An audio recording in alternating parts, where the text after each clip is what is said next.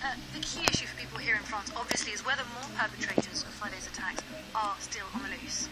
Yeah, well, the information we're getting is certainly pointing towards at least one suspect still being at large, possibly two. Now, earlier this morning, police sources who spoke to France 24 reporters were saying that two suspects in the attacks may be at large.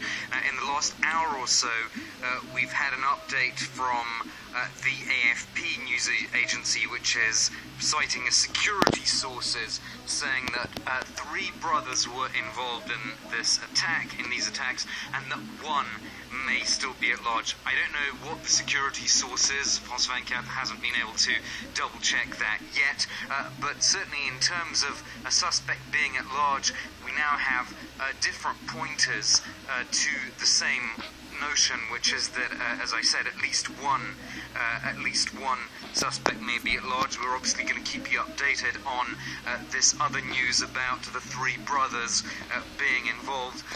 One other aspect of the investigation, Nadia, that I want to bring to you is that an abandoned car was found in a Paris suburb this Sunday, and Kalashnikovs were found in that car. They're thought to have been, or the vehicle was thought to have been used in the attack on the cafes and restaurants in Paris. And at the moment, DNA tests are being run to see if there's any link between this car and the people who were arrested in Molenbeek in Belgium. But I don't want to say too much about that, because obviously we'll be going to Belgium shortly with our correspondents there. And this just coming into us as you were speaking to us there, Armin, the body of a second of the kamikaze killers, the suicide attackers, has been identified as French.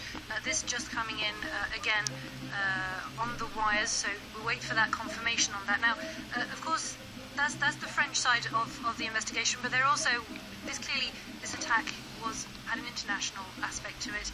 The main point that everyone is keeping to today is the Syrian passport that was found on one of those suicide attackers. Yeah, and the migrant crisis in Europe is now inextricably linked with the Paris attacks, because we know that the holder of the Syrian passport that was found at the site of the stadium attack, the Stade de France, the holder of that passport entered the European Union on October the 3rd through Leros, which is an Aegean island, a Greek island, along with thousands of people who are fleeing the war in Syria.